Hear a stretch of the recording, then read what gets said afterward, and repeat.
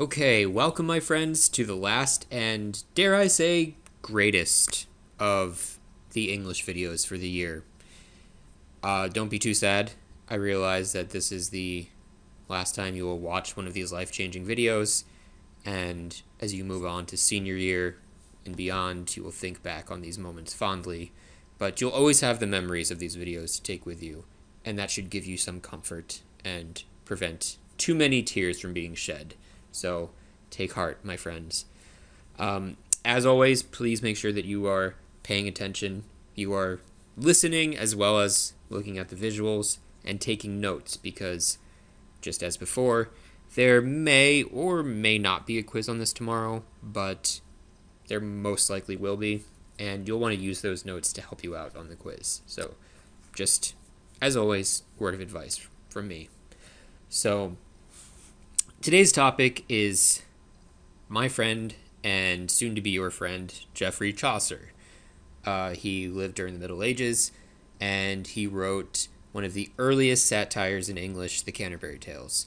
In fact, it was written in a language called Middle English, which is not as weird, and to us, to be fair, which is not as weird sounding and weird looking as Old English was, which Beowulf was written in, if I can remind you of that.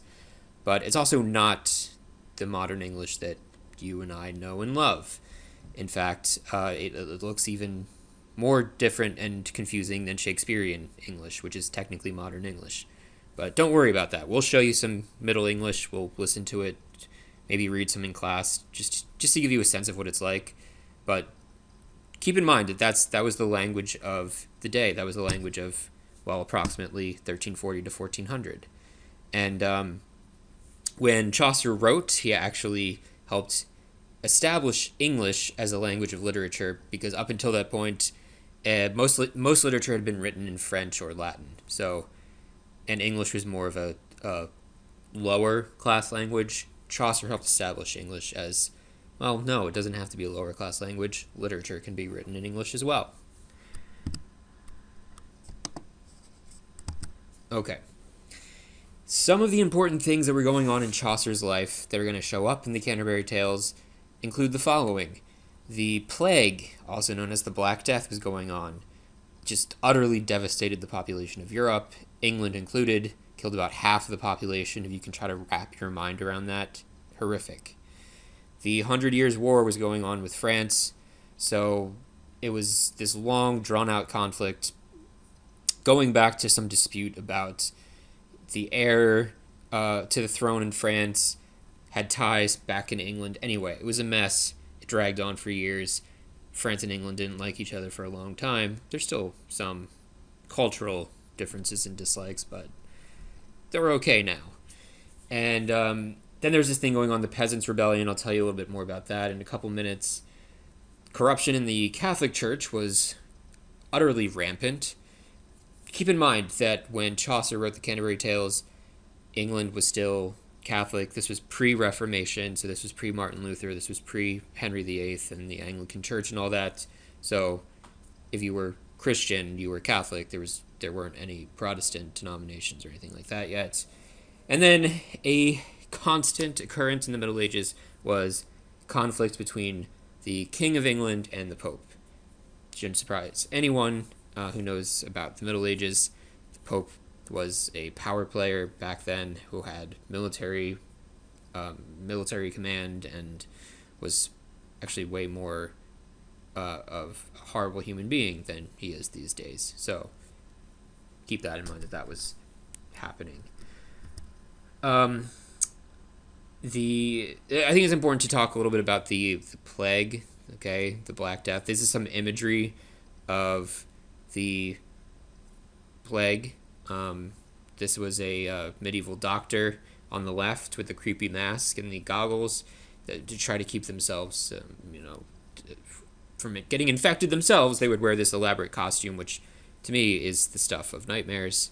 I'm sorry if that's the case for you, but here's the bacteria itself, and here's how it was transmitted by fleas and rats. Very delightful. I'll tell you more about that in a second. Okay, so the way that the plague was spread was what was a bacterial infection that grew inside the intestines of a flea. In fact, it got so bad that their intestines would get clogged with bacteria, and they would initially get the infection from biting rats. So fleas getting the bacteria from rats that were carrying it, and then fleas would eventually jump from the rats to the people, bite them, and then transmit the bacteria by regurgitating into the open wound when they... Anyway, it was disgusting. If you're at all squeamish and you get kind of grossed out by things easily, the next couple slides are going to be a little bit disturbing. So if you get grossed out easily, close your eyes right now. I'll narrate and let you know when you can open your eyes again. But the next couple slides just show the effects of the plague, and it's not very pleasant. So close your eyes if you're squeamish. Okay, this is what would happen to fingertips. They'd get infected, and anyway, you can see that it was horrible. Enough of that. Also, your lymph nodes would get swollen and infected, so in your neck, under your armpits, and that's what it would look like. Just horrible, horrible way to get sick, horrible way to die, and really no treatment. So just be glad that you live in 2016 and not in 1380.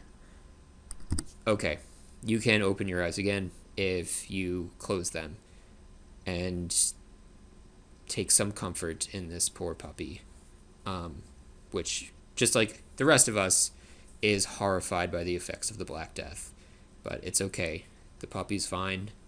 Puppy is not contaminated, and everything will be okay. This is just another depiction showing how the Black Death, specifically, and death in general, is a great equalizer, that it spared no one. Poor, rich, clergy, nobility, doesn't matter. Everyone got sick. Everyone died. Well, half the population died. The Peasants' Rebellion was a... Okay, so Game of Thrones reference to King Joffrey or King Tommen, and what can happen when a child is king of a nation and doesn't really have any idea what they're doing.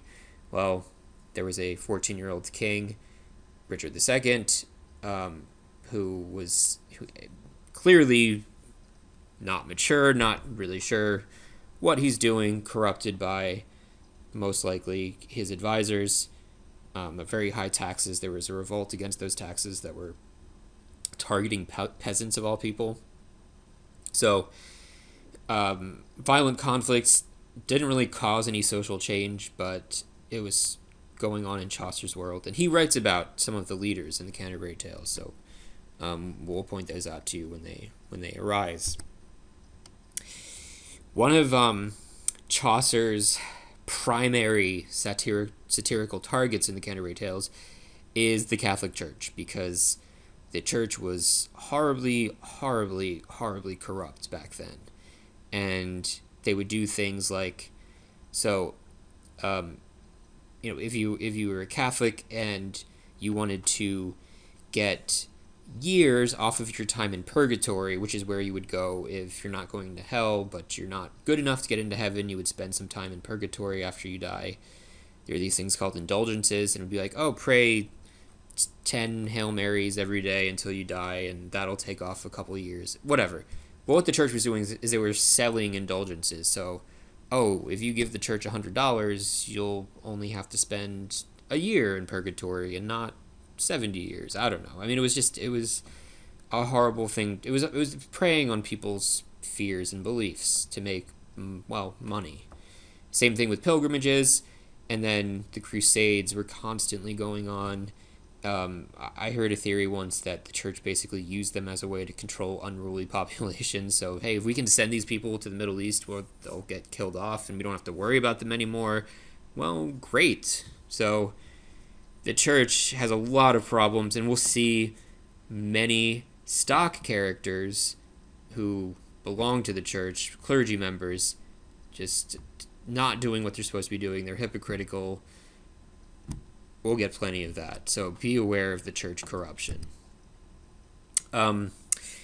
So the organization of the Canterbury Tales is there's this thing called the beginning of the book, the general prologue, and this is what we're going to be reading and concentrating on. And it introduces various characters who are all on their way to a cathedral, which I'll tell you more about the specifics of the cathedral, on a pilgrimage. And as all of these people from all walks of life, there are clergy members, there's a knight, there's some blue collar workers, there's a wife, anyway, this huge group of people. They're all going on a pilgrimage, and on the way they decide to have a storytelling contest, and we'll talk more about the contest and the rules of the contest when we actually look at the prologue. But that's the frame narrative for the Canterbury Tales. Is we have all these characters together, Chaucer introduces them, and each one is going to tell a story.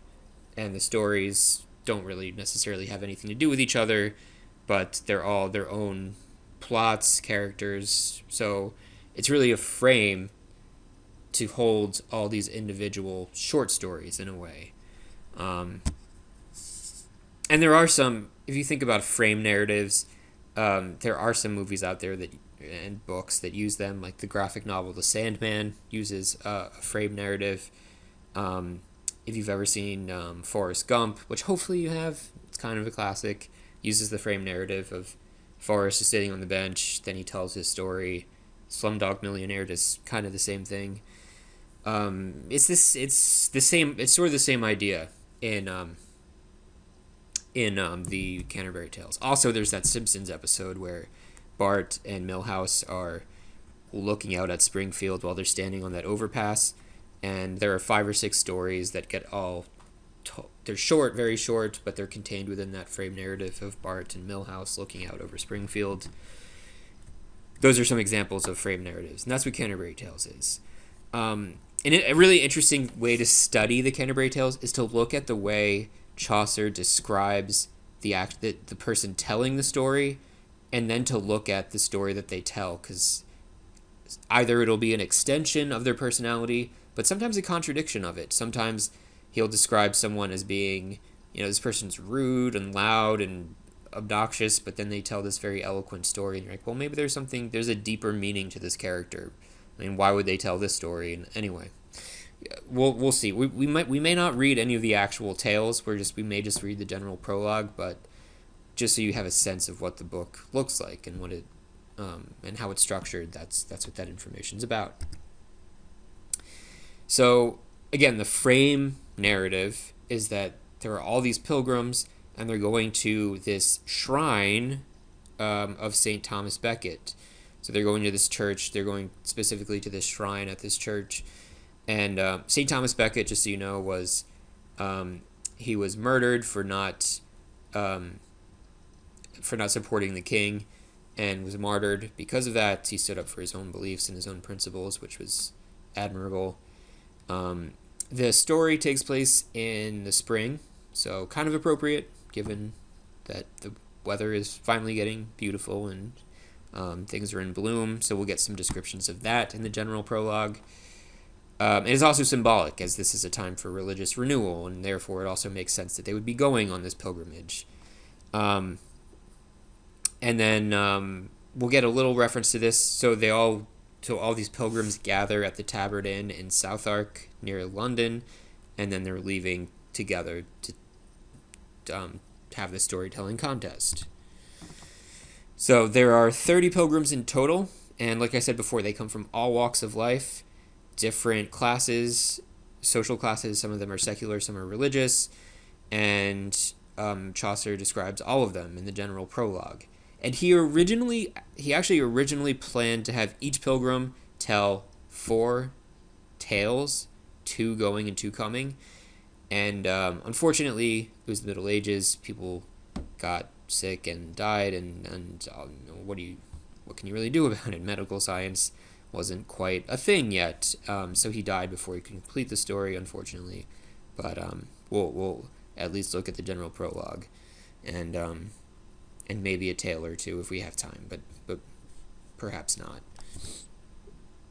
This is the Canterbury Cathedral. This is where the pilgrims were heading.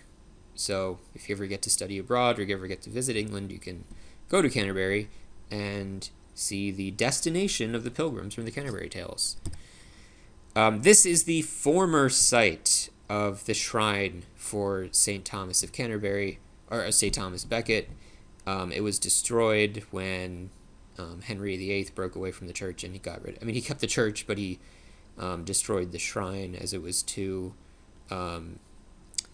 reminiscent of Catholic iconography and things like that. So he needed to get rid of those things. So he got rid of the shrine. Unfortunately. So very last slide. Thanks for sticking with me. Here are just a few ways to, as we start to look at the general prologue, to think about what the Canterbury Tales is as a work of literature. You can look at it on the very surface level. It's an entertaining story of a group on a pilgrimage. Some of the stories told are very sad, they're heartbreaking, they're exciting, they're adventure stories. There are some really funny stories that are told by the pilgrims. One that we may or may not look at, depending on the time, is The Miller's Tale, which is absurd. There are fart jokes in it. It's good. It's funny if you like that sort of thing, which you should. It's also clearly a satire of the social and political issues of the day, especially the Catholic Church and the corruption. So you should definitely be seeing that and looking for that. It's interesting because like I said, all of these pilgrims are from these different walks of life, and so it's this very interesting juxtaposition of these characters who may not normally mingle together. All these different social classes get represented on the pilgrimage. See how they interact and what they have to say to each other, and the stories that, of course, that they tell. So, which leads me into my next point, which is that the whole thing is really, the frame narrative is just there to hold all of these different, sometimes radically different stories together. And I said earlier that it's interesting to look at, okay, how did Chaucer describe the character, the pilgrim, telling the story, and then does it contradict the type of character? Does it seem to make sense for him or her? It's also interesting to look at the way that he puts the stories together. Like, he might go from one story that's very, the Knight's Tales about these self-sacrificing heroes who are all about courtly love and doing the right thing, and then the next story is told by the Miller, which is the one with the fart jokes. So putting those stories side by side, what kind of intertextuality might exist when you put them side by side like that. And then the characters, like I said, I think that sometimes they're stock character-ish, but also sometimes they're subtle and they're deep, and they might surprise you. So it's a very, very interesting book, and I don't know if you'll ever read anything quite like it ever again. So I hope you enjoy it. I also hope you enjoyed this video, because like I said, please, try not to shed too many tears. It is the last video like this for the year. Please also remember I hope you took notes on this, and to bring those notes to class so that you can use them on a hypothetical quiz that may or may not exist, but probably will in class tomorrow. So thank you, have a good night, and I will see everyone soon. Bye.